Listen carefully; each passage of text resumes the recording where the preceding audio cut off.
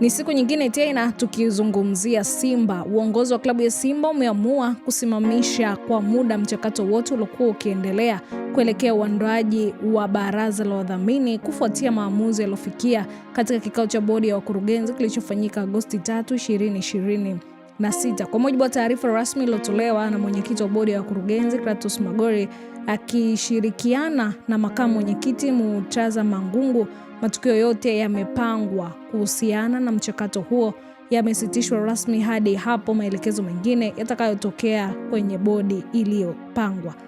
Nani kinafuata Simba kwa sasa? Ni licha ya kusitishwa kwa mchakato wa baraza la wadhamini Simba, bodi hiyo inawatoa hofu wanachama na mashabiki kuelekea kuwa maandalizi mengine ya msimu mpya yanaendelea. Kama kawaida, uongozi utaendelea kuweka nguvu kwenye masuala ya msingi ikiwemo usajili wa mchezaji, tamasha la Simba Day, michezo ya ngao ya jamii, lakini pia ligi kuu ya NBC, mikakati ya kutoa ubingwa wa ligi kuu Tanzania bara msimu 26-27.